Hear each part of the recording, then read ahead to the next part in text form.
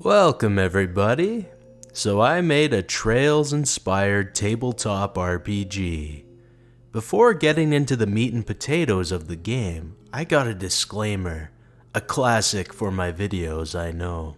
I'm not a game designer, nor am I anything close to one. Converting video game mechanics into a D&D-like system was not something I have experience in. And I'm also not the sharpest tool in the shed. So what you are about to see just might be the most unbalanced, batshit insane tabletop RPG this world has ever seen. I just finished the first session with my players a few days ago, and for a playtest essentially, they had a lot of fun. And I think this game, which I call Trails on the Table, might actually have some potential. Now I know what some of you might say. Isn't there going to be an official Trails tabletop RPG made by Provincial Books coming out soon? Yeah, there is, that's for sure. The story behind the creation of this game is a bit of a long story, but I'll try to make it short. Basically the story is, I've been a dungeon master for D&D since around 2015, and a few years ago after I finished my last campaign, I was getting a little burnt out from DMing D&D and wanted something completely different to DM. And I had a thought of converting Trails into D&D. And with that idea, I proclaimed to my friends that the next campaign I DM will be Trails on the Table, and that I was going to start creating the game.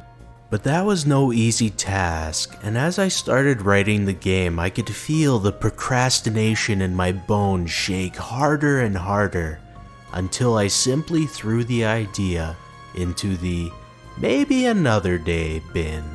Enter a tradition among my friends which we call the art of the deal. Basically, it's someone will say, "I'll do this if you do that," sort of thing. One of my friends is an absolute D&D holic. Like if he could inject D&D into his veins, he would sort of guy. He had played a few Trails games from a former Art of the Deal, but wanted more D&D. He remembered my Trails on the Table idea, and so he engaged in Art of the Deal on me. "I'll play the E-Series if you create and start up the Trails on the Table campaign," was the deal. Now when this Art of the Deal was proposed to me, I was quite intoxicated. And also, people playing Falcom games is most certainly a weak spot for me. So I agreed to it, and oh man, that's when the creation of this crazy game truly started. Alright, to showcase this game, I'm going to stop recording on Audacity with a script and move on to recording with OBS on display capture mode, so my voice recording will sound different, but you will be able to see the documents while I'm speaking. Since there won't be a script, my speaking may be a bit rough, so there's another disclaimer for you. Alright, I guess the best place to start would be the character sheet. So right here, right now, is the character sheet. As you can see, Trails on the Table. You got the character name, player name, class and level, background, EXP, advantage points and type, HP, CP, EP, death save fails. And then you got parameters here, so hit points, CP gain, EP, strength, art strength, defense, etc. Now, some of this stuff might look a little unfamiliar to you, but that's alright, because I made a guide for all the stats in the game. So HP, it's your classic hit points scenario. When you get knocked out, meaning you're at 0 HP or below, but if you do go below, it just goes to 0. You're knocked out, basically.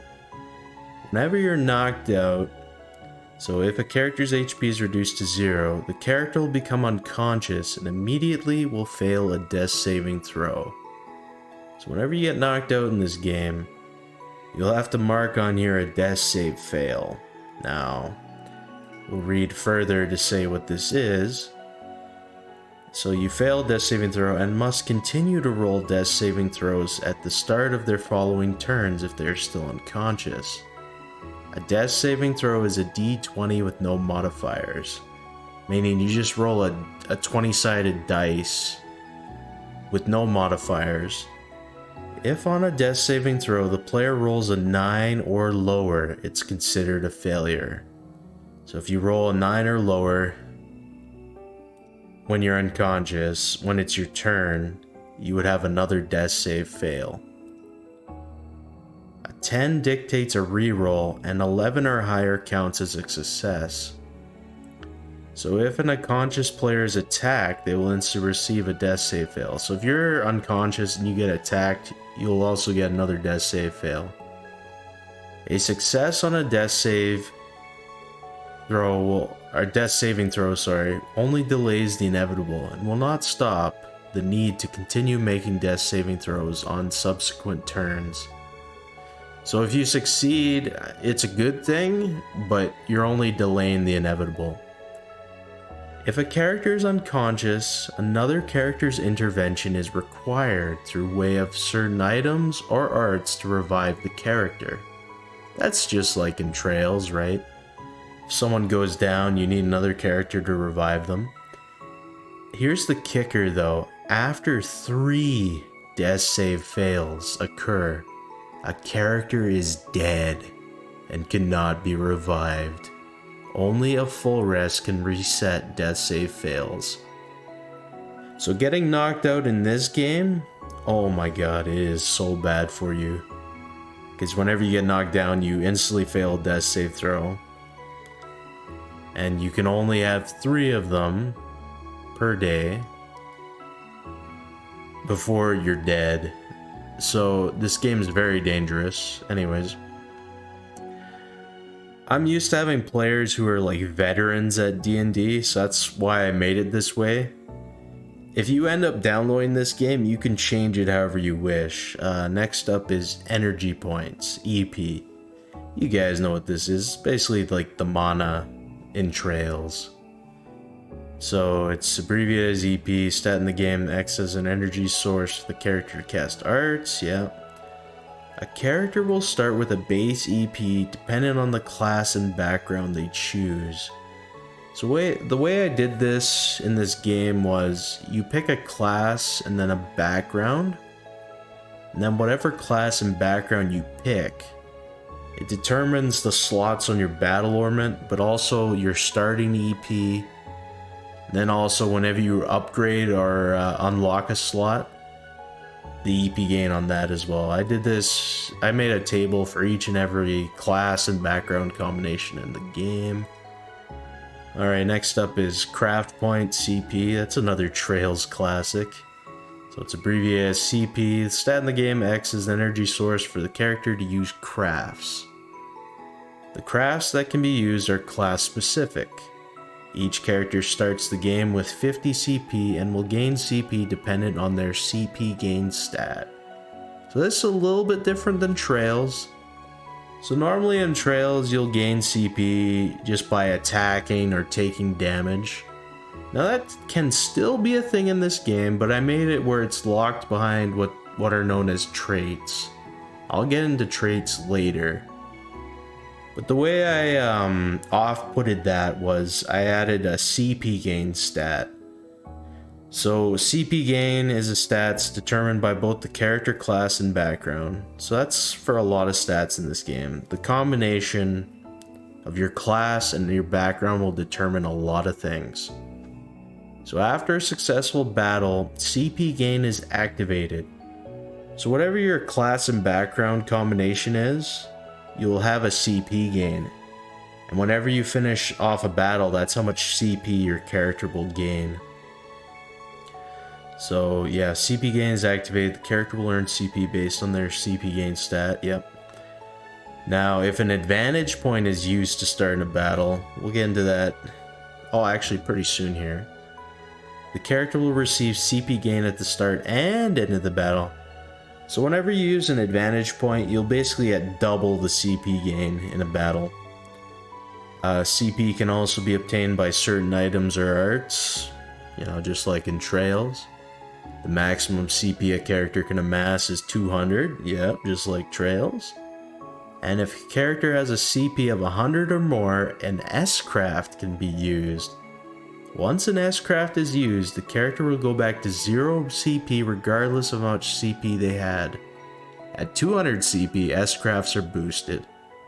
Now that's also classic Trails, although, Daybreak and Beyond changed that, but I'm keeping the old Trails style for this game.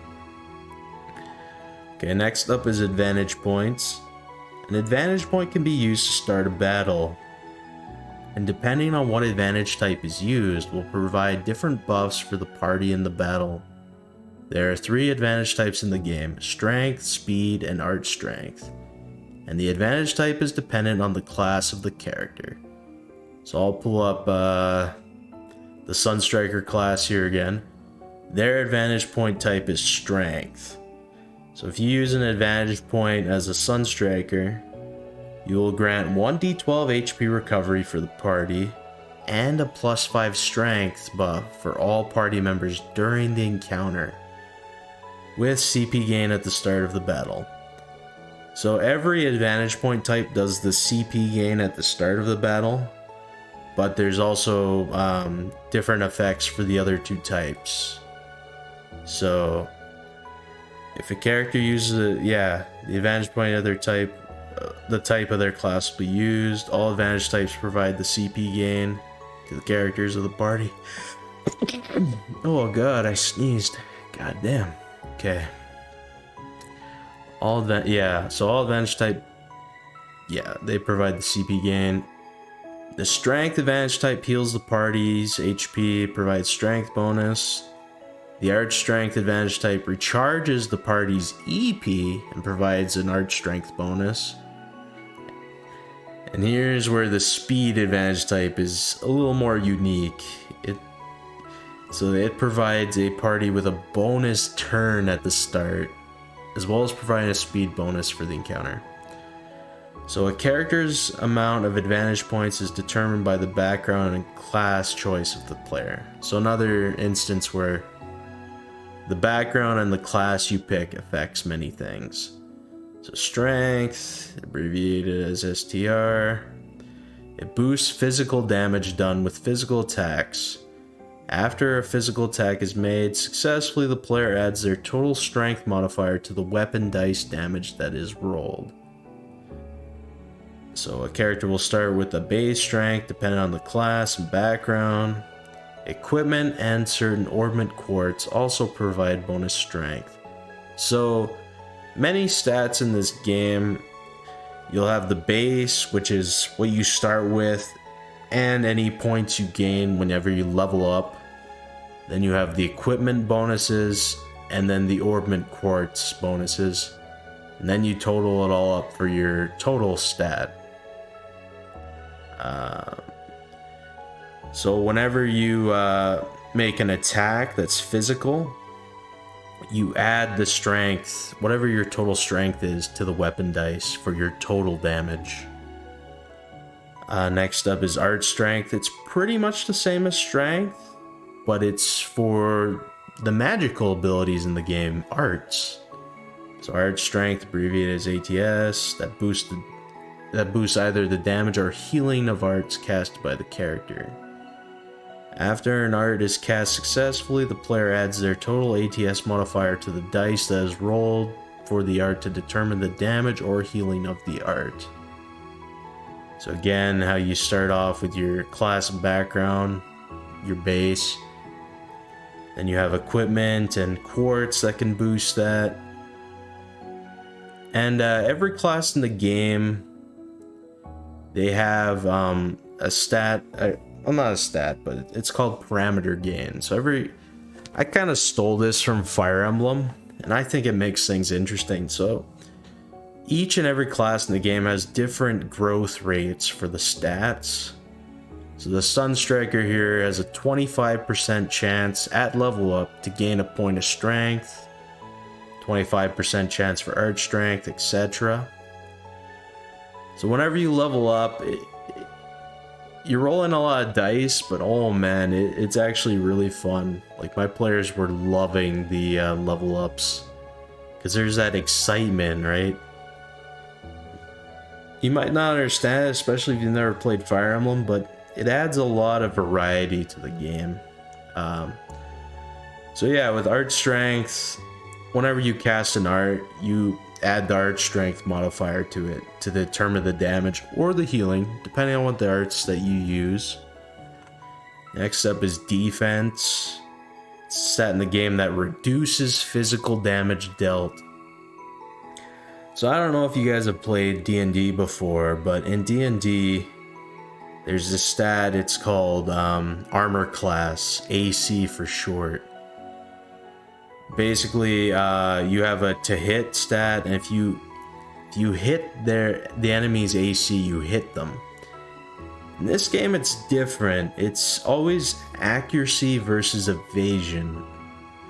Defense in this game simply mitigates physical damage dealt, and it's with a 1-to-1 ratio. So like, let's say you have a player and they have an attack made against the enemy, it's successful, it hits, and they deal 10 damage. If the enemy of that attack has 5 defense, the player will deal 5 damage in total, if that makes sense. Next up is art defense. It's the same thing as defense, but it's for arts, for like magical attacks. So art defense will mitigate art attacks with the same like 1-to-1 ratio sort of thing. Hopefully I'm explaining this in a way it makes sense, but maybe not. But yeah, hopefully. Next up is speed. Speed, abbreviated SPD, stat in the game that determines initiative in battle. So in this game and in D&D, whenever a combat starts, everyone has to roll initiative. And you roll a d20, and then you add, in this game it's the speed, but in D&D it's usually like dexterity plus something else, right? Like for your initiative. And then the DM has to determine the order of combat based on what everyone's rolls were for initiative, right? So if you have a higher speed, chances are you'll go first in combat most of the time.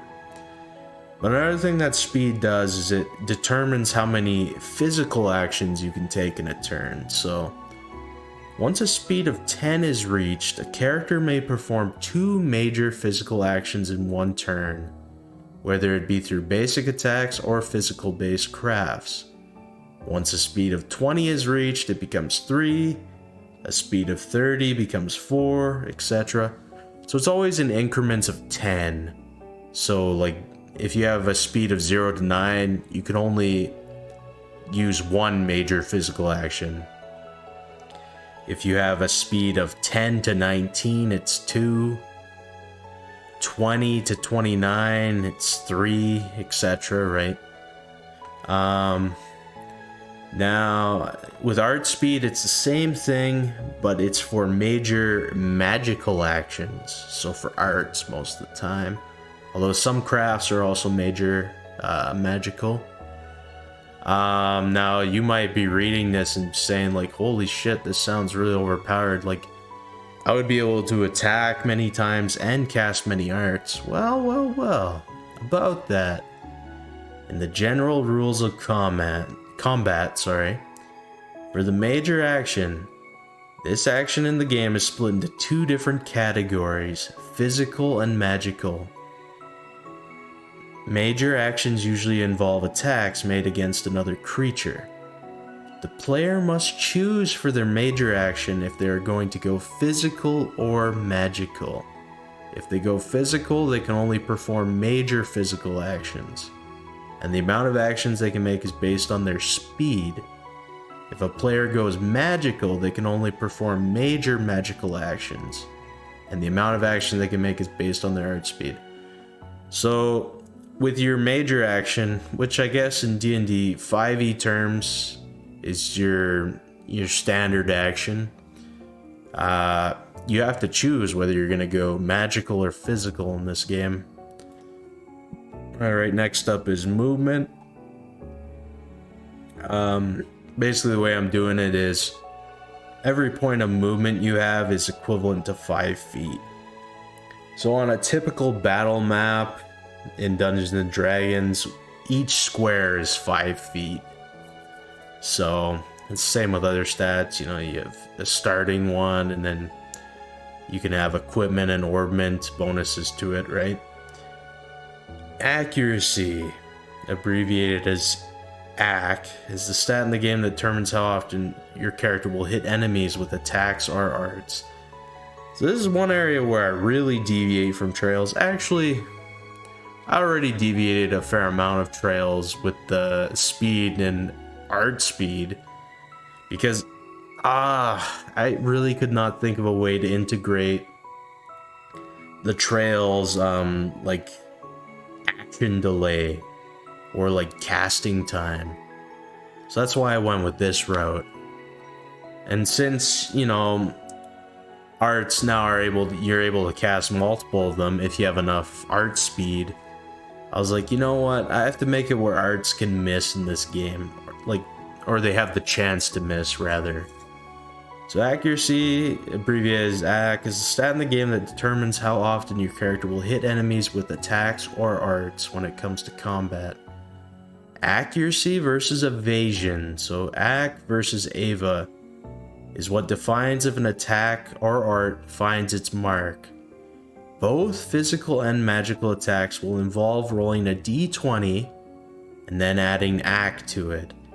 If the value of the roll and AC reach or exceed the target's Ava stat, the attack will hit. Now, in this game, you won't miss very often. Most of the time, like in the first session I had with my players, most of the misses were because they rolled a natural 1. And a natural 1 in tabletop RPGs usually means critical failure, right? Base AC for a character determined by the class and background, yep. That's for many of the stats here. Certain equipment and orbit quartz also provide bonus AC to the character, yep. And then a character can gain a point of accuracy depending on their gain percent. So again, like, for every class in the game, they have different parameter gain percentages whenever they level up.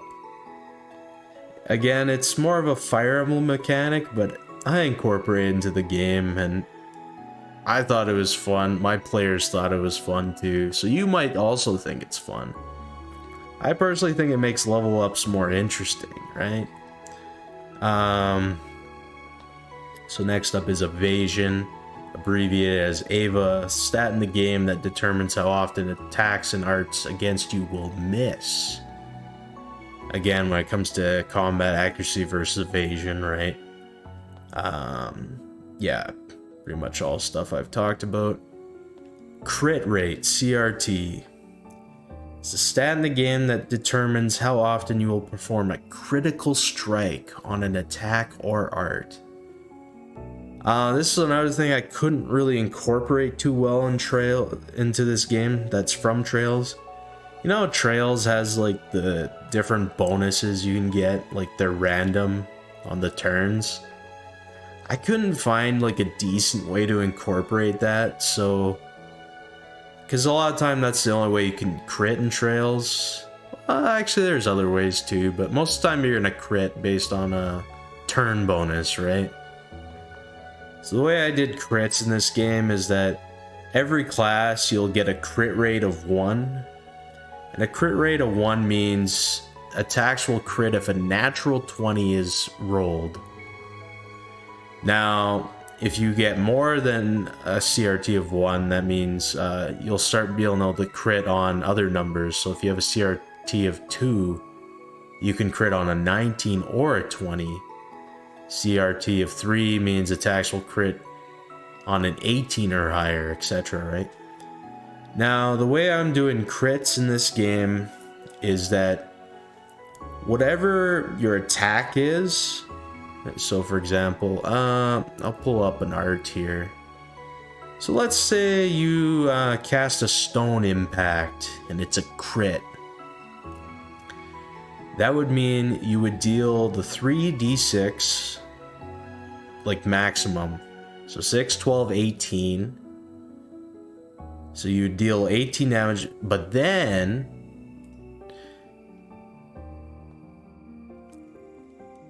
you would additionally roll the damage dice again and then add your strength or ATS modifier. So a crit will always be whatever the max damage of the attack is, and then you roll the damage dice again. So crits will deal a lot more damage than normal, which is neat.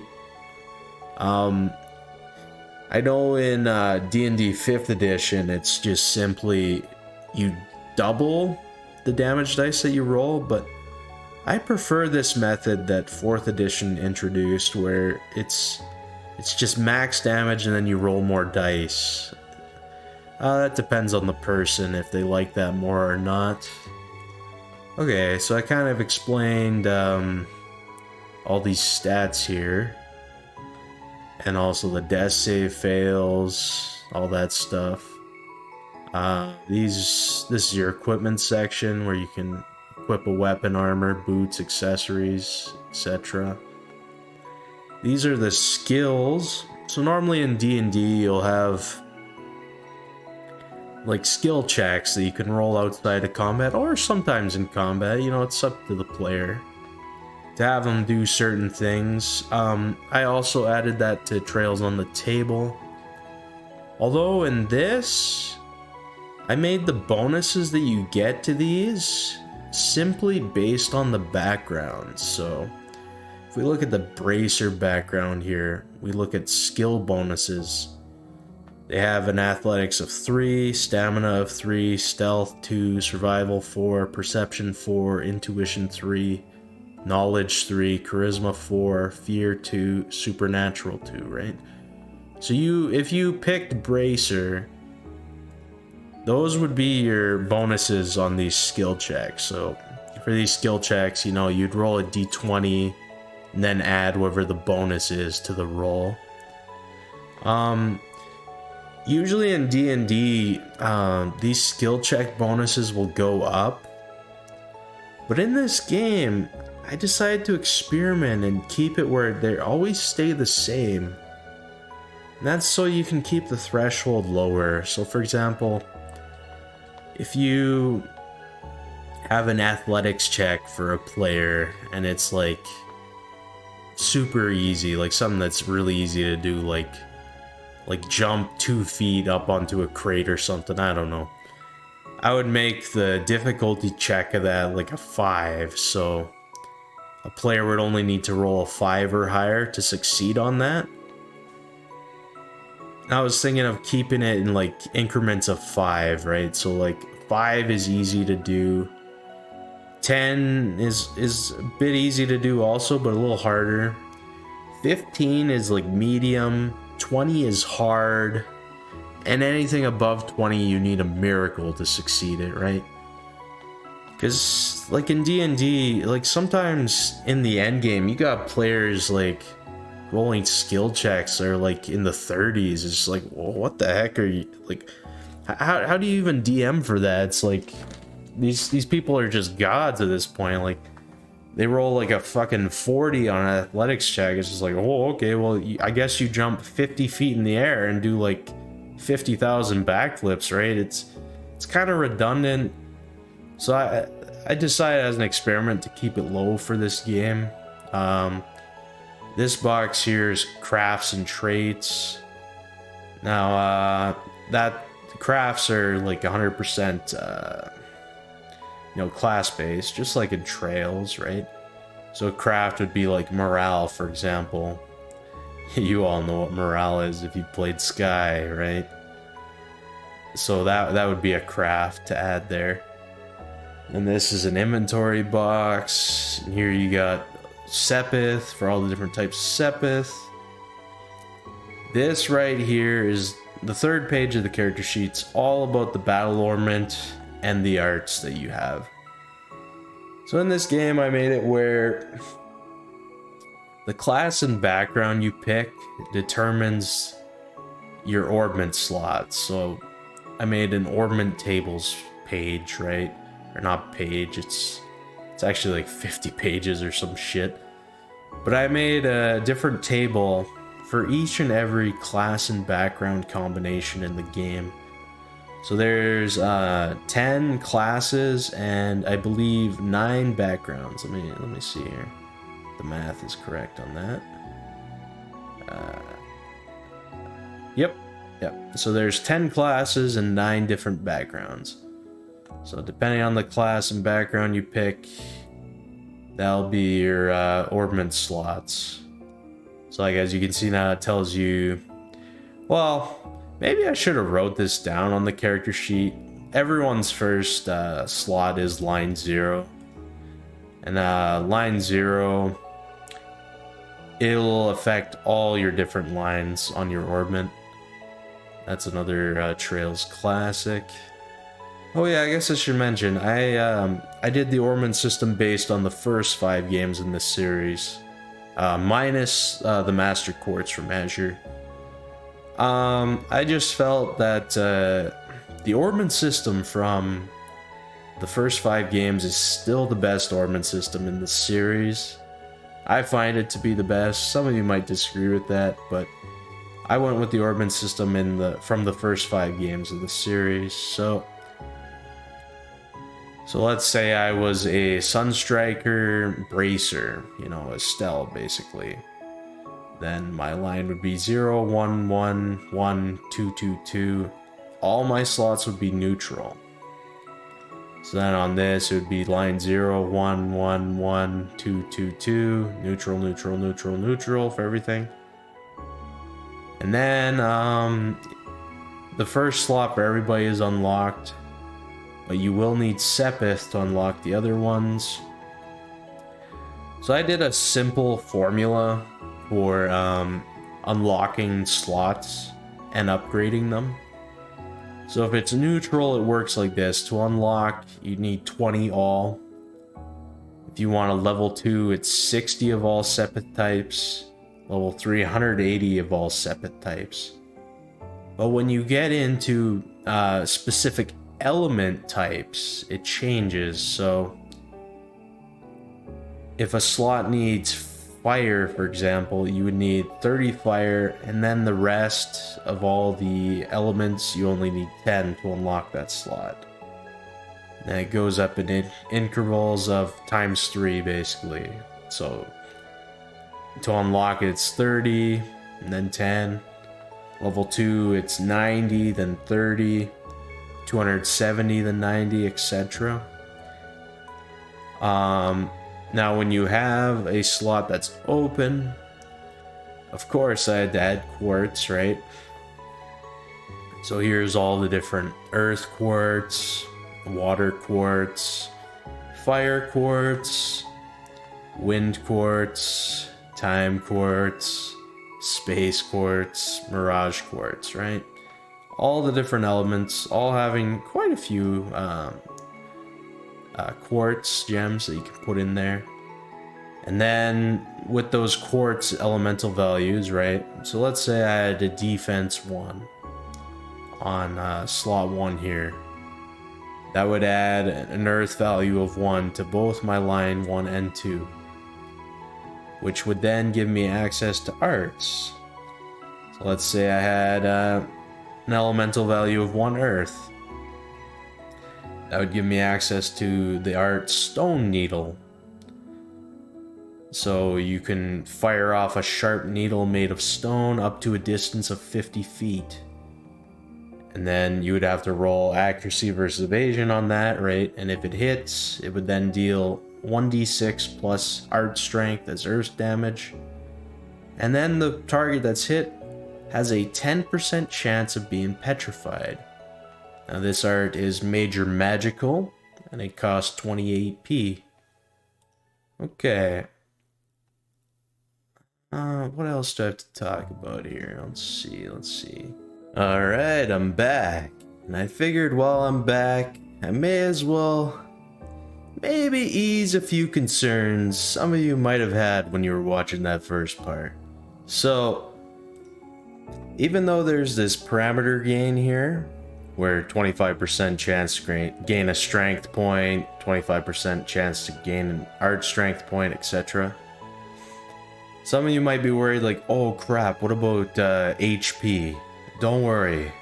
Every class in the game at level up, you roll an HP dice based on what your class's HP dice is. Whenever you roll on that dice, you will gain that amount of HP. So you'll never get ripped on HP too badly, I should say. And also there's like no modifiers to add to that. Like you roll the dice, that's the HP you get. So you'll never get ripped too badly on that. Although I guess you could roll a 1 and that would suck, but it is what it is.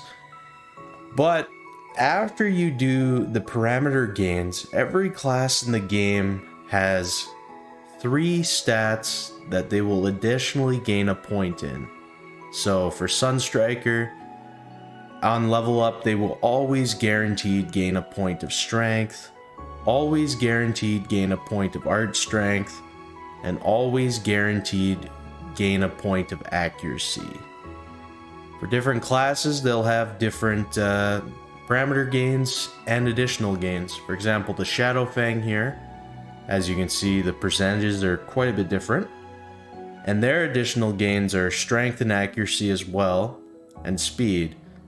So at level up, the Shadow Fang will always guaranteed get a point of speed, guaranteed get a point of accuracy, guaranteed get a point of strength. Now, if you trigger the parameter gain also for strength, accuracy, and speed, that would mean you get 2 points in those parameters on the level up, which is a very nice feeling. I think one of my players had that for a level up where they got +2 for these 3 things and they were so hyped. Now, one specialty class with their additional gain is HP. Now that means for the Steel Zerker, whenever they level up, they will roll their HP dice twice, and they will gain that as their HP. The Steel Zerker is the tankiest class in the game by far. Now, that might still worry you, like with your parameters, your stats, like, oh my god. What if I get completely fucked by the parameter gain percentage system? Well, you see, there's traits to help with that. So in this game, I called them traits, but you can really think of them as feats from D&D. So every class at certain levels will gain the ability to pick traits. So for most classes at level 1, you can pick 2 traits right off the bat. I believe, no, the Steel Zerker is also 2 traits. There's some classes, if I'm remembering right when I wrote them, there are differences, but they have different things to make up for that. And also, every class in the game, except for one of them, also has class-specific traits to choose from. So these are the class-specific traits for the Sunstriker. I'll scroll down here. These are the class-specific traits for the Shadow Fang. These are the class-specific traits for the Steel Zerker. Now, you can pick from any of your class-specific traits or the general list of traits whenever you have trait points, essentially. They do a variety of different things, but I made one for a lot of the stats where you'll have a chance at level up, so 50% chance at level up to roll another HP dice. For strength, 50% chance at level up gaining +1 strength. So if you have one of these traits, you would gain a second chance at gaining a point again, basically. This is an additional gain, so it doesn't stack diminishingly or anything like that. It's just a strict additional gain percentage for the specific parameter of the trait. So For example, let's say you were a Sun Striker, right? And you triggered your 25% parameter gain. You then get the additional strength. But then you also had the trait, strength spike. You would then roll percent on that, and if you triggered it, you would get 3 points of strength on that level up. Now, all these traits are retroactive, so you don't have to worry about the fear of missing out sort of thing. So let's say you get one of these traits much later on. You would just roll it the amount of times that you leveled up, basically. It's retroactive, so you don't have to worry. There's other traits too that aren't even about those specific stats, like CP burst, for example. It makes the game more like Trails with your CP, so you can gain 5 CP every time you deal damage. That's more like Trails, right? If you have the CP burst trait, you could spend a trait point to then upgrade it to CP burst 2. And then instead of gaining 5 CP, you'd gain 10 CP every time you deal damage. The same with CP Revenge. If you pick that trait, it'll make it more like Trails, where you'll gain CP whenever you take damage. And then additionally, you could upgrade it to then you gain 10 CP every time you take damage. But that would require 2 trait points to do if you do that. There's also some other ones here, like Saving Salvation, +1 to saving throws. All the saving throws in this game are based on how they were in 4th edition. So you just roll the naked d20, and if it's 0 to 9, you fail. If it's a 10, you reroll. If it's 11 to 20, you succeed. By adding this +1 to saving throws, you could then save on a 10 or above, instead of having it to be 11 or above, right? Same thing if you spent 2 trait points to upgrade it to level 2, well then you would have +2 to saving throws. So then, you could succeed on a saving throw if you rolled a 9 or higher, for example. Stuff like that. There's also, some other traits here like Evasion Clutch. If you pick that one, you'll gain +5 evasion when your HP is 5% or lower. Lucky Start, you can re-roll initiative once. So like, let's say you get a bad roll on your initiative when a battle starts. If you have Lucky Start, you can just re-roll that shit and hopefully get a better result. There's also other ones like Sepith Scavenger, like you'll gain extra Sepith of each type dropped by enemies. Orbital Banker, you can sell your Sepith at higher rates. Double Dip, I stole this shit for Paper Mario, but it's, I couldn't resist, right? Be able to now use 2 items on a minor action. Oh, actually, speaking of Paper Mario, there was another thing I stole from Paper Mario, alright? Every 100 experience points, you level up. And I made it where everyone starts at 100 experience points. That way it's really easy to know what level you are. So for example, if your party has 600 experience points, well then you know that the party is level 6, right? Because they have 600 experience points. If the party has 3,000 experience points, oh, then you know that they're level 30, right? I made it that way so it's easy to track, and it also goes along with Trails mechanics of you're constantly scaling the XP based on the danger of the enemies of your current level, right? So like, let's say your party is like level 7 and they are fighting creatures again that they fought at level 1. Well, they aren't going to gain very much experience points unless you're like a massively generous DM, in which case, sure, you could go for that. Also, in that last section, when I showed that one art, Stone Needle, right? It had a 10% chance of being petrified. So here's what I made the status ailments do. It's very similar to Trails. Like, for example, Faint is you cannot act or perform any actions for the duration specified. So most of the time, Faints will be like 6 seconds long, right? Which means that's a turn.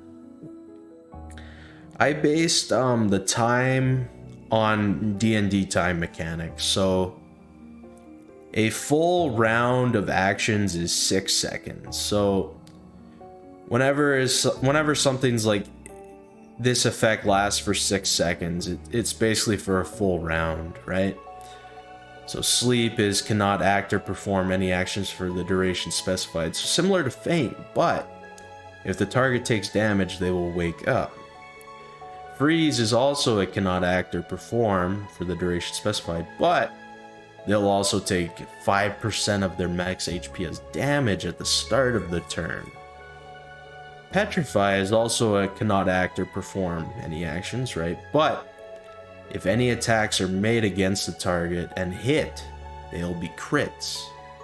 So that's a spooky ailment to occur on someone. Nightmare is also pretty much the same as Petrify. Burn is especially a spooky one. Take 20% of max HP as damage at the start of the turn for the duration specified. For poison, it's 5%. For bleeding, it's 10%. So the way I was thinking how to apply status ailments for your monsters onto your players is typically for something like Burn, you'd want to only make it like 1 turn maybe. For Poison, you could make it more turns, right? For Bleeding, maybe a little more turns than Burn, but the DM will have the freedom how to do all this, right? For Blind, you have disadvantage on all attack rolls for the duration specified. Now, the way I did it in my session for advantage and disadvantage and all that, I did it just like 5th edition of D&D, where you roll the dice twice. For disadvantage, you take the lower result. For advantage, you would take the higher result. So like, let's say you have advantage on an attack on someone. Like if you have a surround on an enemy, you would roll to hit twice on your attack, and you would take the higher result. If you have disadvantage, you would roll the dice twice, and you'd take the lower result. Confuse, have 0 control of your actions for the duration specified. I haven't had a confuse yet, but I would figure if I did on a player, then I would control that player's actions. Oh, but if it happens on an enemy, oh. What I might do, just for fun, if that ever happened on an enemy, I might make it where a player can then choose how the enemy will do their actions. That might be interesting. Paralyzed, have a 50% chance of not being able to perform a major action or move action. Seal, you're not able to use standard attacks, crafts, or S-crafts for the duration. Mute, you can't use any arts. When you're knocked out, you're unconscious, you're on the verge of dying. The target of this affliction could not be afflicted with any other status ailment, and if previously afflicted with other ailments, they will be cleansed of them. Those with this affliction will be unable to receive healing and must make a death saving throw at the start of their turn. So, when you get knocked out, yeah, you cannot receive healing. You strictly must be revived by, like, reviving items or reviving arts. So, did I not? Okay, you know what I'm gonna do? I'm gonna pull up. I'll pull up items as well.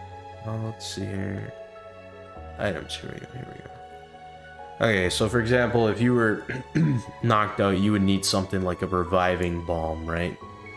It cures knockout and restores 1d10 plus 1 HP, right? Also, probably another thing I have to talk about is equipment. So there's 10 classes in the game, and each of them use a different type of weapon. So for example, the Sunstriker uses the bow staff, you know, a lot like Estelle and Cassius, right? The bow staff has a range of 10 feet. That means if you're on a battle map, if you're a Sunstriker, you can perform attacks from up to 2 squares away, right? For the twin, and it gives +2 to strength. So when you have a weapon equipped for strength, on the equipment section, you'd write a 2 here, right? And then whatever your base is. And if you have a quartz that gives strength, you'd write that there as well. And then you'd add them up for your total strength. Okay. Where's the start equipment here? So for the Shadow Fang, they used daggers.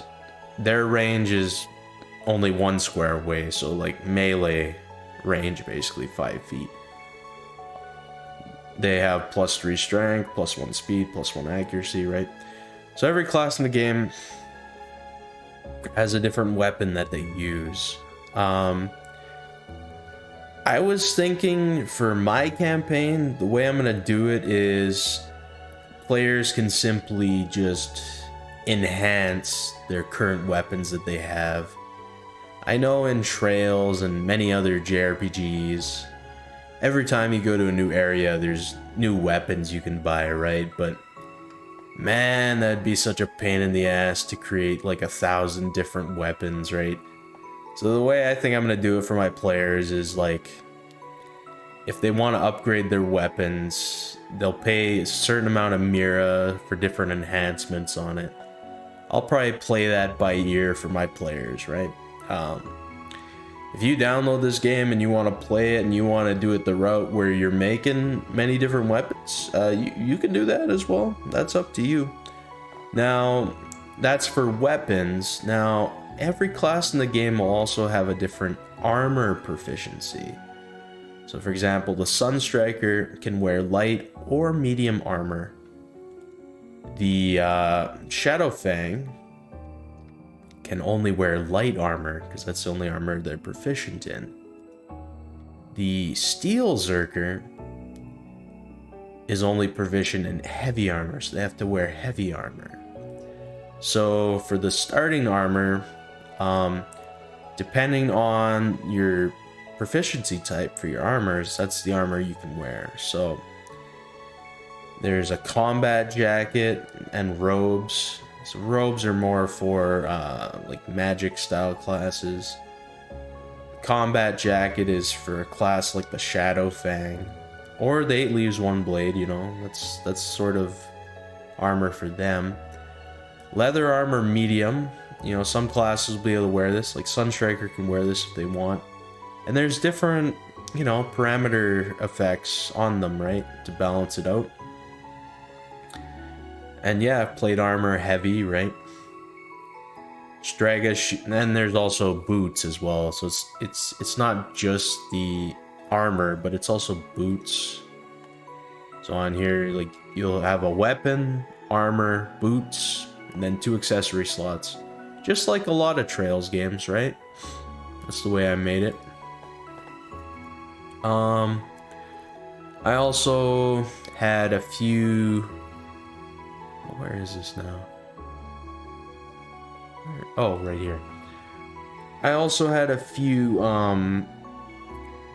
starting accessories that players could buy if they had the Mira. Probably later on I'll add more, right, to the game. That's how it is. Yeah, what else is there really to talk about for now? Other than showing by example. I think the way I'm gonna do this is I'm gonna record with my phone. I'm gonna be at like a mini table with the pencil and the paper. I think that's the way I'm gonna do that. Alright. I'll be back with that.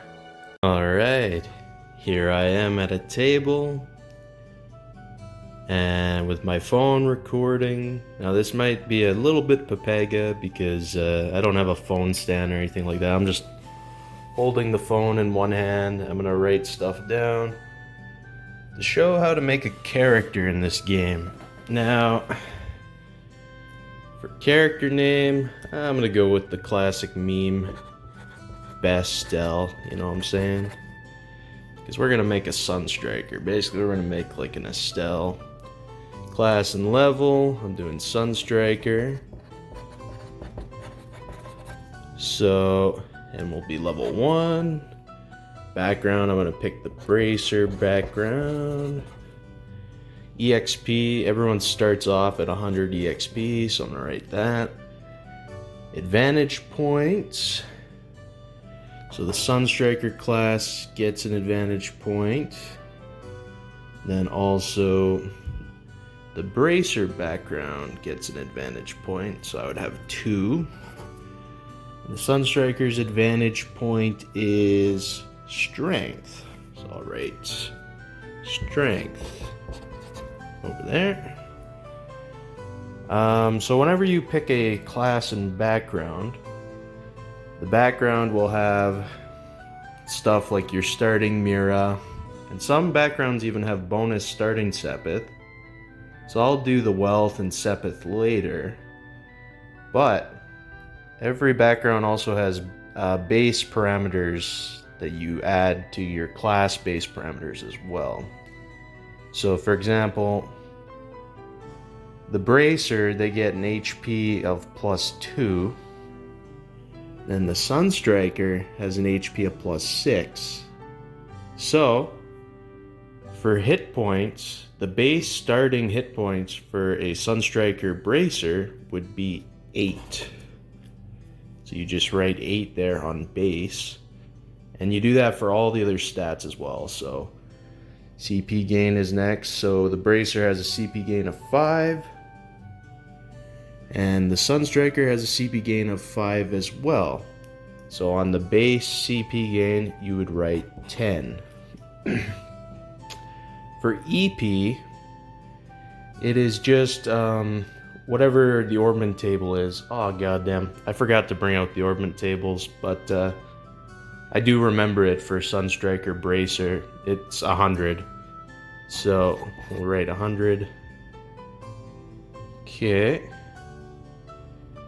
Then we'll go down the list for other points as well. So strength. We look at the Bracer. They have a strength of 2. Sunstriker has a strength of 2 as well. So the base strength for this class and background combination is 4.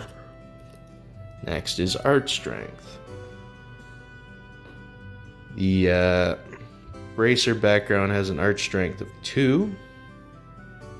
And the Sunstriker art strength is also 2, so that'd be 4 on the base at the start. Defense, they have a parameter bonus on the Bracers of 2. This is, the Bracer. And then for the Sunstriker, also 2, so it'd be 4 that you write down on the base. Next up is Arch Defense.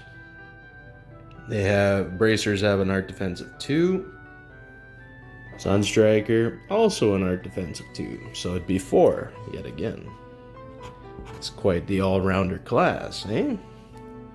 Okay, next up is Speed. For the Bracer, it's +2. I'm seeing a pattern here.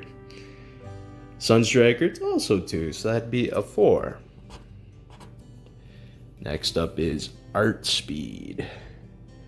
So, the Bracer background has an art speed of 2. And the Sunstriker class has an art speed of also 2, so that'd be 4 yet again. Now, for movement, the Bracer background has a movement of 4. The Sunstriker movement is 2. So the base movement stat would be 6. Next up is accuracy. The bracer background has an accuracy of 3. And the Sunstriker has a base accuracy of 1. So then the accuracy would be 4. For evasion,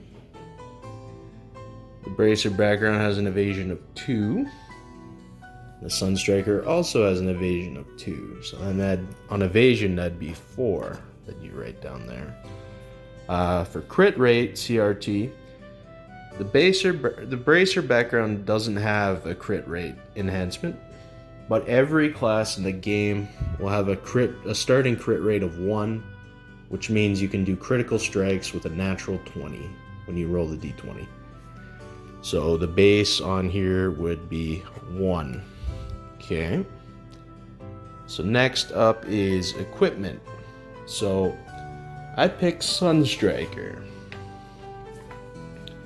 So the equipment I use for the weapon is bow staff. So I'm gonna write here,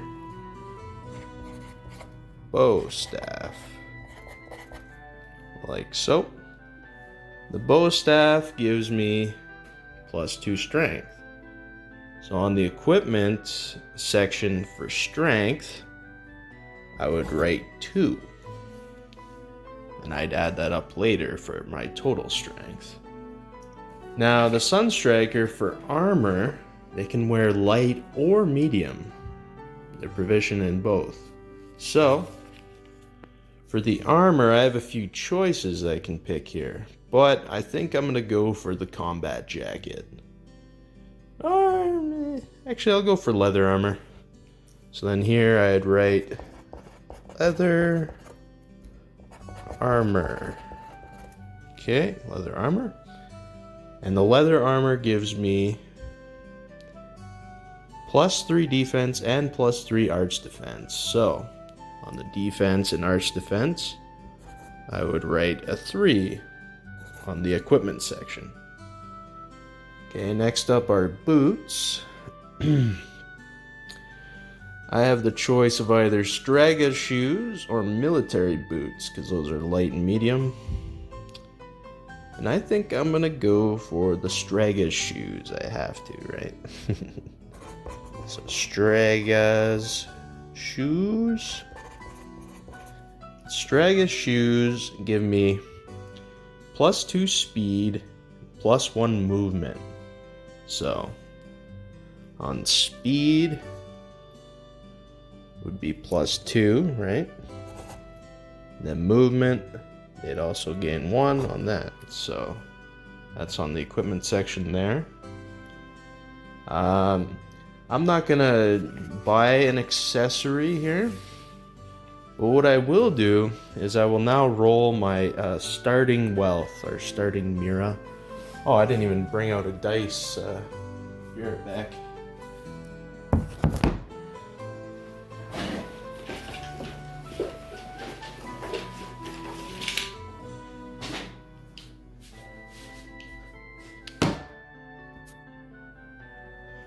Hey, sorry about that.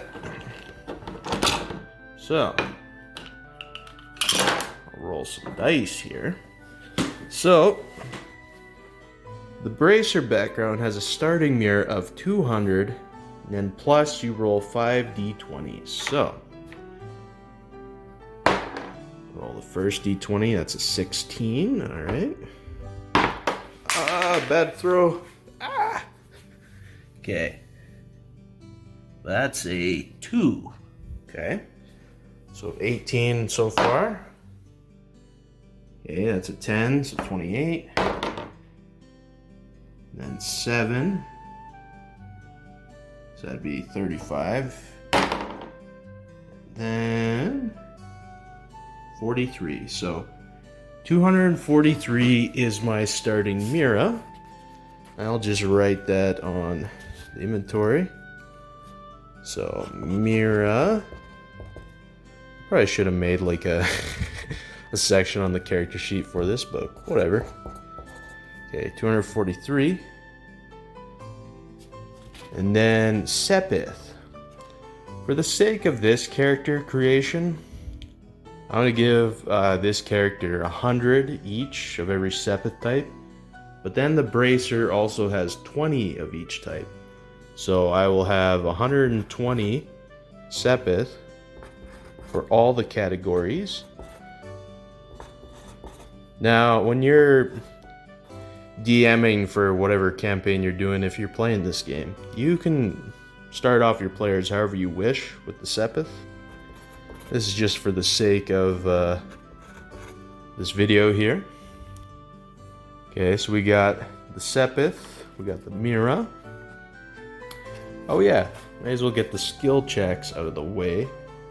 So every background has skill bonuses that they have. So Bracer has an athletics 3. So I'd write on here 3. Bracer has a stamina of 3. So I write 3 there. They have a stealth of 2. So I'd write 2 there. They have a survival of 4. So I'd write 4 right there. They have a perception of 4. So I'd also write 4 there. Intuition, they got a 3. So I'd write 3 there. Okay. Knowledge is +3 as well. So I'd write a 3 there. Charisma is +4. So I'd write a 4 there as well. Fear is 2. So I'd write a 2 there. Supernatural, it's also a 2. So these skill checks, they're basically the same how they are in D&D, but just with a few different names. But essentially, whenever your players aren't in combat and you want them to do something, or let's say you want someone wants to like sneak by someone or something like that, or tail someone, right? They would then have to roll a stealth check.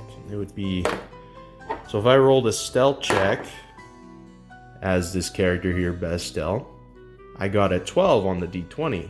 She has a stealth bonus of 2.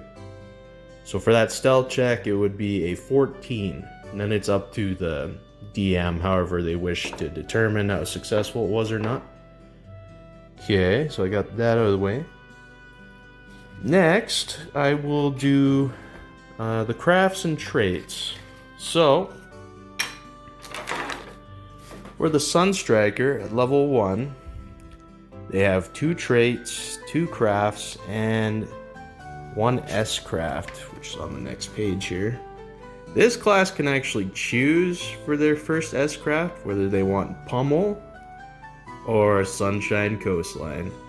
I added this as a meme, but it's a pretty good S-craft as well, gotta say. My players appreciated that meme. Good old red-haired swordsman, you know? Okay, so on the crafts, I would write, I have morale, right? Now, it's up to you as a player if you want to write the descriptions or not on the box, or if you just want to look over your class sheet whenever you're using the abilities. I'm going to go with that for now. Okay, the other craft they have is Taunt. So I'll write Taunt here. Now, for the S-craft, I'm not going to go for the meme choice of Sunshine Coastline. I'm instead going to pick the Pummel one. So I will write Pummel as well in there. Okay, so that's for the crafts, an S-craft. But the Sunstriker also gains 2 traits to pick from. So, at the end of almost all the class sheets, there's one class that doesn't have these. There are class-specific traits. Oh god, my printer was on the fritz when I was printing this off, unfortunate. So, they have a few traits they can pick from. I think I'm going to pick the Staff Master trait. that upgrades the weapon dice of the bow staff from a D6 to a D8. So, what this means, so the bow staff's damage dice is a D6, right? So that means whenever you make an attack with the bow staff, you'll roll accuracy versus evasion, and if it hits, you'll then roll... Oh, where'd my dice go? God damn. This is Pepega Maximus going on here. So, normally, you would roll a d6, right? If your attack hit. Then you would add that 3 that I rolled, plus the strength for the total physical damage dealt. But, since I'm going to pick the Staff Master trait here, which improves the weapon dice of the bow staff from a d6 to a d8, if I did that attack, I would instead roll a d8 instead of a d6. So that's a pretty good trait to have, I would say. But it's up to the player if they'd want that or not. So that's one of the traits I'm going for. So for traits, Staff Master. Alright. So, now another trait I'm going to pick is I'm going to pick from the general list of traits. These are traits that any class could pick, right? I think I'm going to go for the CP Burst one, which is you gain 5 CP every time you deal damage. So then I'll write on here CP Burst. Okay. So, got the traits out of the way, the crafts out of the way. Guess next to tackle would be orbments. Yeah. Alright. So, on page 3 of the character sheet is the battle orbments. Actually, I'm not gonna fold it like crazy. Okay. So, the Bracer and Sunstriker combination is as follows, if I'm remembering right, which I'm pretty sure I did. So you got line 0, every slot, first slot is 0. I probably should have just wrote that in on this character sheet, but it is what it is. So they have the Bracer Sunstriker combo as the classic of 3 slots at level 1, 3 at level 2, and then a line 0, 1. And all the elements for this combination are neutral. So, and instead of writing neutral for each of them, since I know all of them are neutral, I'm just going to do a little shortcut down arrow thing. Okay, so I have 120 of each Sepith type here to spend. Now, the first slot is always unlocked, so I'll just put a check mark there. And to unlock, if it's neutral, it's 20 of all type of Sepith to unlock. So, I will spend 40 each Sepith type, which would bring me down to 80 of all this. So 80, and I'll just only write that once and remember that all of them are 80. And now, with my opened up slots now, because I have 3 open slots where I can put a quartz in. Now I get to choose what quartz I'm going to make. I think what I'm going to do is I'm going to make a... Okay, I'm going to make an HP 1 quartz. I'm going to put that on slot 1. So quartz HP 1. I got to remember that the HP 1 quartz cost 50 water sepith to make. So on my sepith page for water, just gonna make the note down, minus 50 to it. So it's at 80 minus 50, so I don't have very much water sepith left. Okay, so I did that. HP 1. Now, the HP 1 quartz has the effect of plus 20 max HP. So, on my first page of the character screen, for the HP segment, I would add plus 20 on the ornament side, because that's what the quartz gives you. Okay. So, when I add up the base and ornament, I will have a total of 28 HP instead of just 8, which I originally started off with. So quartz are pretty freaking strong. Okay, next up, because I still got 2 more slots that are open here, I believe I'm going to make a fire quartz. I'm going to do attack 1. So attack 1 costs 50 fire sepith to make. And it gives me plus 5 strength, minus 1 defense. So slot 2, I will write attack 1. And it gives me plus 5 strength and minus 1 defense, right? So on this segment here, for the ornament category, strength, I would then write 5 on the ornament section. But then it also has the effect of minus 1 defense. So on the defense section, I would then write minus 1 on the ornament side. Okay. Next up is another quartz I can make. I think I'm gonna go for the classic, the Action 1 gem, which costs 50 times sepith to create. So on the third slot, which I have open here, I'll write Action 1.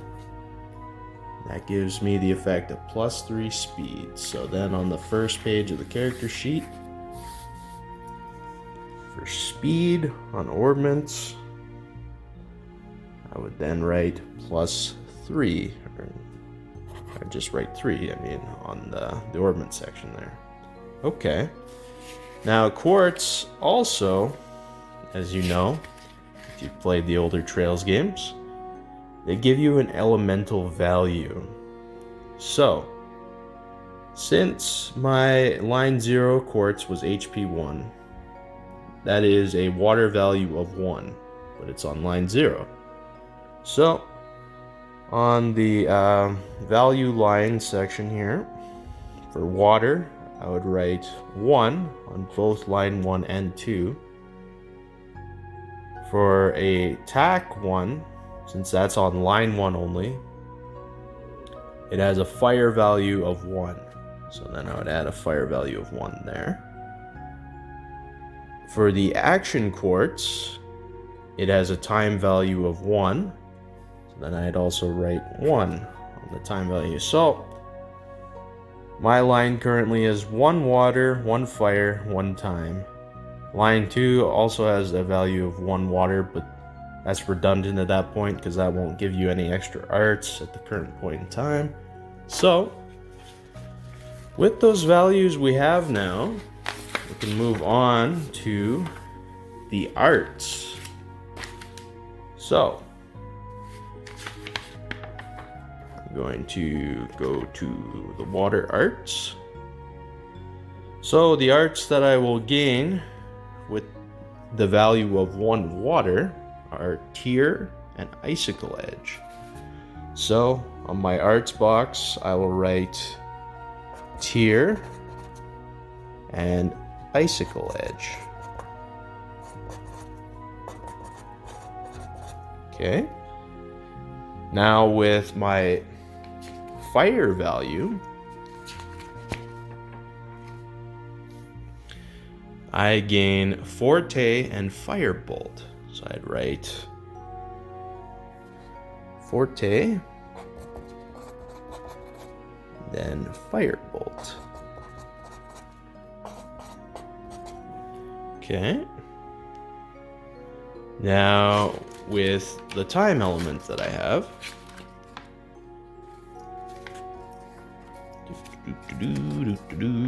so time arts, here we go. So since I have an element value of 1 time, I gain the access to 2 arts, Soul Blur and Clock Up. So then I'd write Soul Blur and Clock Up. Now, one interesting thing about the spells Forte and Clock Up is if you look at Clock Up here, it is a minor action. So if you wanted to, you could clock up yourself as a minor action and then still perform your major actions. Same as with the where's the fire arts here? Oh, okay, there we go. Okay, with Forte, it's also a minor action, so you could cast it and then still be fine to do your major action afterwards. Okay, so that's all the quartz and arts, crafts, everything like that.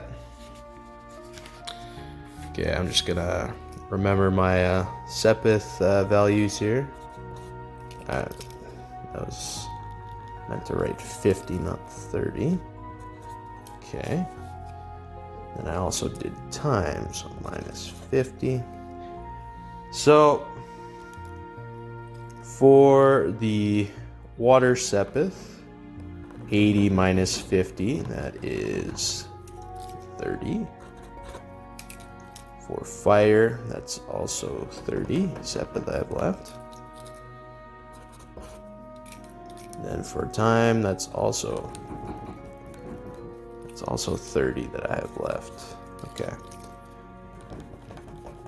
So I'm also going to change all the other elements to 80 because I unlocked 2 slots, right? Okay.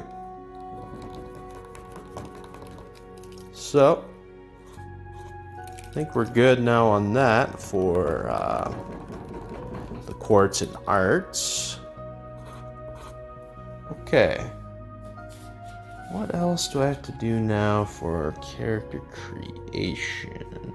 Oh yeah, I guess I can just total it up for the stats. So for hit points, the total I'd write is 28. For CP gain, that didn't change, so the total then becomes 10. Oh yeah, for EP, since I unlocked 2 slots, I gained 20 EP for per slot upgrade. So now my EP, the base of it, is 140. So right, 140 there. And that'd still be the total. Okay, strength now. So 4 from the base, 2 from equipment, so that's 6. And then 5 from the ornament. That's a strength of 11 in total. Art strength, nothing changed with that, so it's still a 4 for its total. Defense, alright. So defense, it's a base of 4, equipment bonus of 3, but then an ornament bonus of -1. So the defense would be 6 in total. Because of that -1 penalty, man. It's rough. It's rough. Okay, arts defense. It would be the base of 4, the ornament of 3. So arts defense would be a total of 7. Next up is speed. A base of 4, equipment bonus of 2, and an ornament of 3. So then my speed on this character in total would be 9. Art speed, ASP, is just simply 4 at this point. So I'll write a 4 there. Movement. It's a base of 6, equipment bonus of 1. So my total movement would be 7. That means when you're in combat on the battle map, you can move 7 squares, and each square is 5 feet. So basically, I have a movement with this character of 35 feet. Okay. Next is accuracy. It's only the base 4. So I'll just write 4. Okay. Evasion. It's also just the base 4. CRT, it's also just 1 in total. So, I'll stand up here and show you the full. So, this character at level 1, after all the ornaments and equipments and everything, has a total HP of 28, a CP gain of 10, an EP of 140, a strength of 11, art strength of 4, 6 defense, 7 arts defense, 9 speed, 4 art speed, 7 movement, 4 accuracy, 4 evasion, and 1 CRT, or crit rate. Okay, so yeah, that's basically how to make a character in this game. That's about it for now. Well, there we go. That was my overview of the game, and also how to create a character. I'm not the best in the world at explaining things, and I'm not a great speaker either, especially without a script. So hopefully you were able to follow along and understand what's going on. Now I do believe there is one final thing left to show here, and of course I'm referring to a demonstration of how combat plays out in this game. I'm going to create a battle scenario for that character I just made, and then play through that said battle. I'll be right back for that. Alright, back to the table, now with a battle map, recording with my phone yet again. We got ourselves a scenario here, ladies and gentlemen. So, our girl Bestel was sent on a mission from the Bracer Guild to sweep out monsters in Esmalus Tower before our professor comes in to inspect some artifacts inside the tower. While on the way to the tower, Bestel was so excited because this was her first mission being a bracer that she tripped and fell and ended up taking 7 damage over the course of the trip from the guild to this tower. As she enters the tower, she comes across a pack of rats. 3 smaller rats and then a giant rat. The rats have not noticed her presence yet, and so I'm about to demonstrate a mechanic in this game called the advantage points. Now, as you can see, the advantage point for the Sunstriker is 1d12 HP recovery for the party, and plus 5 strength for all party members during the encounter. CP gain at the start of the battle. Okay. So I'm going to use that. So I would then restore a d12 of hit points. That's a 9. So Bestel's 21 HP would then go to maximum, which is 28. So she healed to full from that advantage point. She would then gain her CP gain at the start of the turn. Her CP gain is 10. So her current CP go from 50 to 60 now. Alright, now let's roll initiative. So, oh yeah, and she also has a plus 5 strength buff for this fight now because of that advantage point. So, I'll roll for Bestel first. Oh, that's a nat 1. Oh, that's shit. Oh my god. Okay, Bestel. This fight could be rough for you now, girl. Woo. Okay, Bestel, I'm gonna write nat 1. Now, a nat 1 is a critical failure, so, like, unless other enemies roll a nat 1, like, she's probably going last in this encounter. Okay, I'll roll for the pack of smaller rats. When it comes to enemies in a group, I just put them on the same initiative. It's a little cheat code, a little shortcut, you know what I'm saying? So, the rats have a speed of 5. So this would be 13 plus 5, 18 the rats would have. So I write 18 there. Now I'll roll initiative for the giant rat.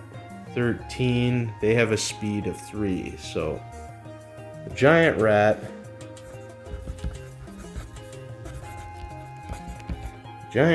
has a speed of 3. I rolled a 13, so their initiative score would be a 16. So, in this initiative, I'll write here turn order. Okay. So, the pack of smaller rats will go first, followed by the giant rat. Then our girl, Bestel. Alright, let the combat begin. So, rat number 1 will move up to Bestel, and we'll roll to attack her. Now, this rat has an accuracy of 3. Estelle has an evasion of 4, so it's extremely likely that this rat will hit her. Oh, and that's a crit. Okay, now that is spooky. Now, the way crits work in this game is that it's the damage dice. So in the case of these small rats, they roll a d6 and their strength is 4. So that means it's max damage for the attack automatically, which would be 10 in this case. Then they roll another damage dice to add on to the result. Oh my god, max damage from this rat right off the bat. Holy shit. Okay, so that's 16 physical damage. Now, there is one thing that'll help for this, although this is very dangerous. Oh my fucking god. I was not expecting this. Estelle has a defense of 6. So,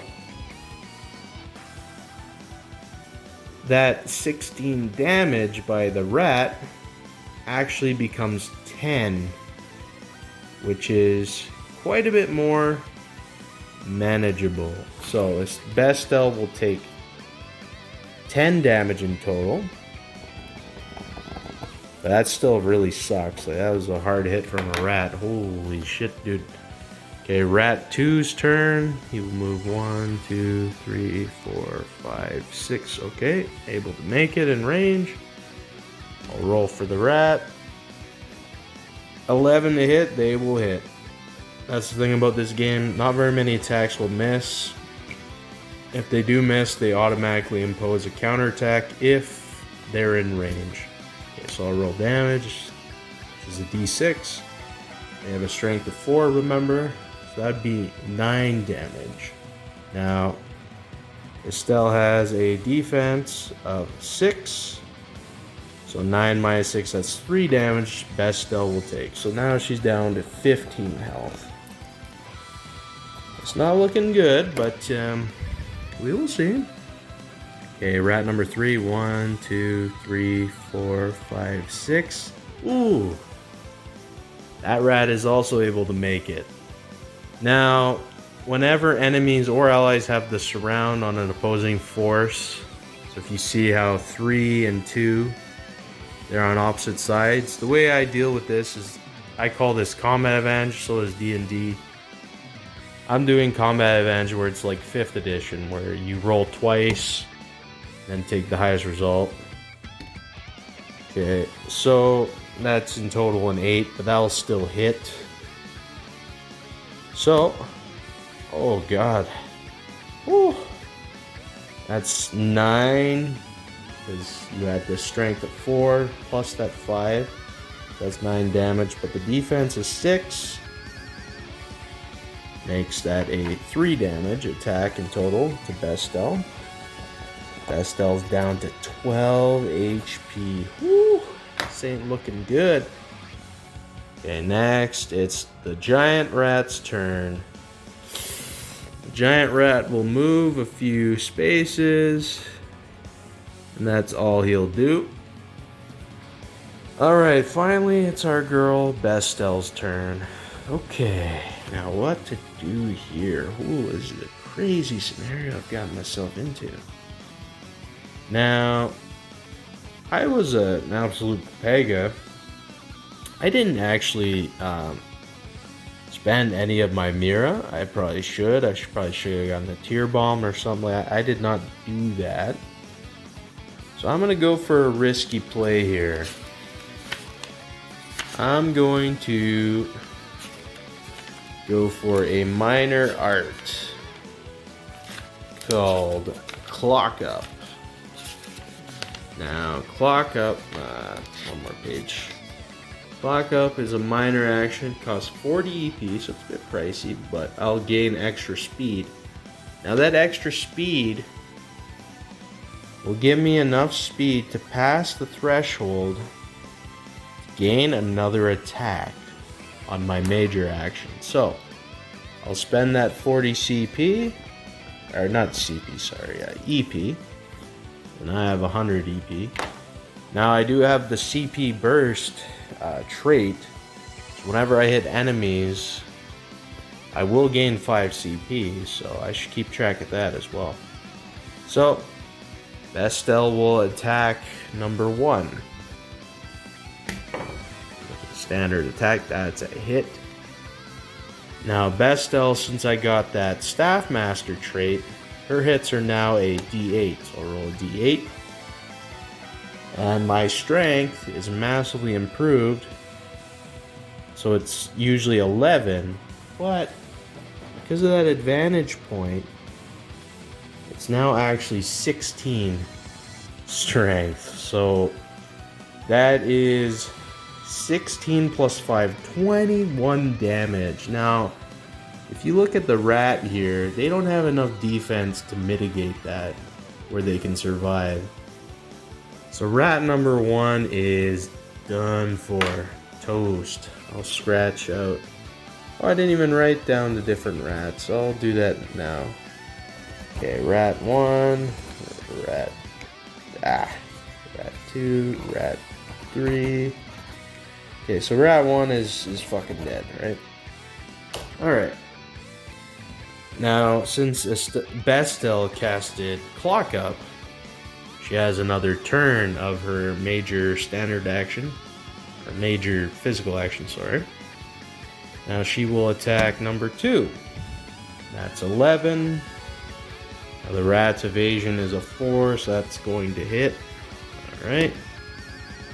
Okay, so 4 plus 16, that's 20 damage. Well, rat number 2 is still fucked after that. And oh yeah, so I've done 2 attacks now, so my CP is now 70. Okay. This is looking dangerous here. It's like after that crit, oh my god, but that happens in tabletop RPGs. Sometimes crits happen, okay? Okay, next is the smaller rat's turn. Oh yeah, rat number 2 eliminated, deleted from the game. Okay, rat number 3 will go, and it will attack. Ooh, yeah, even with that seemingly low roll, it'll still hit. They use a d6, okay. Their strength is 4, so that's 9. Stell has a defense of 6, so this Bestel will take 3 damage, so she's down to 9 HP. This is looking rough, but ooh, it's actually looking very rough. Holy shit, that crit really screwed me up. But it happens, alright? Okay, next is the giant rat's turn. Oh, yeah, this giant rat is now in range to go behind Bestel like this for the combat advantage. Oh god. Is this the end of Bestel, ladies and gentlemen? Is this the end of Bestel? Woo. Well, okay. But that still hits. Because advantage, you take the higher result. Now, I made the giant rat's damage dice a d8. Hey, that helps, that helps. But their strength is 10. Oh god. Oh dear lord. That's 11 damage in total. But we have that defense of 6. I take 5 physical damage in total. Now I'm down to 4 HP. Oh dear lord. Oh god. Oh Long Johnson. I really should have bought a tear bomb. Oh my god. That would have saved my ass. But I was an idiot. I didn't spend my Mira for items. So let this be a lesson to you all. This could happen. If you're not prepared for the battle, you will die. You will die. Okay, so that's the giant rat's turn done. Well, next it is Bestel's turn. She will cast Clock Up yet again. I'll bring her down to 60 EP. Okay. And she will attack rat number 3. Okay. Okay, 12. Their evasion is only 4, so that will hit. I'll roll my d8. Remember that my strength is now 16 because of that advantage point. So 4 plus 16, that's 20. There's no way that rat is living that with a defense of 3 and HP of 10. That rat is done for. Deleted from the game. Alright, this is where it comes down to the wire, folks. Bestel still has one more attack against the giant rat. Oh my god. This giant rat has 50 HP, a defense of 5. Woo! This will be a close battle. I feel like in order to win this giant rat has to miss against me. That's the only way. Okay, Bestel goes for the attack. That's a hit. Okay. Oh, lowest damage. Okay, so that's still a 16 strength plus 1, 17 damage. And this rat has a defense of 5. So 17 minus 5. This giant rat takes in total 12 damage. So this giant rat is now at 38 health. Okay. The only way I can win this battle is if this giant rat misses. Okay, it's the giant rat's turn. Oh my god, I should have bought a tear bomb. Let this be a lesson to y'all. Prepare yourselves for the battles before you jump in, alright? Okay, so 3. Their accuracy is 4. So that'll still hit. Oh shit. Giant rat uses a d8 as damage.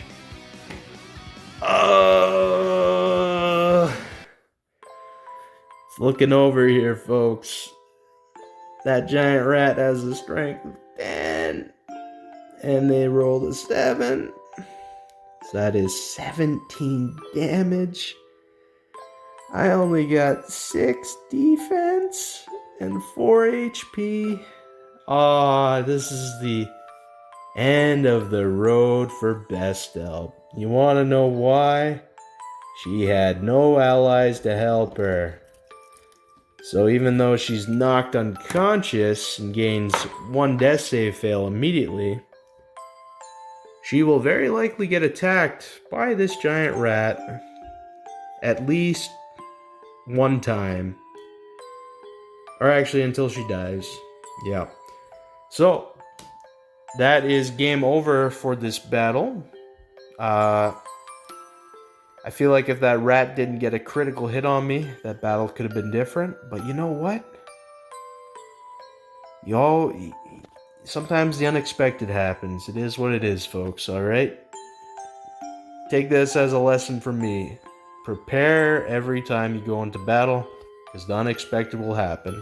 Like that critical strike. Holy man, that was an unfortunate battle. So many things went wrong for me there. I should also mention that I intentionally made that battle pretty tough to win with the way I statted the enemies there. I did it for the content. That would have been sick if I won that battle. But anyways, it is what it is. So, there you have it. This is Trails on the Table. A Trails-inspired tabletop RPG that I created because I made a drunk Art of the Deal with a D&D-holic friend of mine, even though we all know that an official Trails tabletop RPG is coming out soon. If I had to say what this game is roughly by the way of ratio percents, I would say it's 40% Trails, 40% D&D 4e plus 5e, 20% Fire Emblem, Paper Mario, and my own personal craziness. It's a wild horse of a game, essentially. I haven't even made a monster manual for it, and probably never will. So in order to DM this game would take a fair amount of work for someone. But hey, if this crazy game looked interesting to you, I will provide a download link in the description. I will say this game could potentially be a diamond in the rough, but for now it's definitely playable regardless of how unbalanced it is. Alright, I think that's all I got for now, and so, as per usual, if you have made it this far, thanks for watching. I'll see you around, have a good one, peace.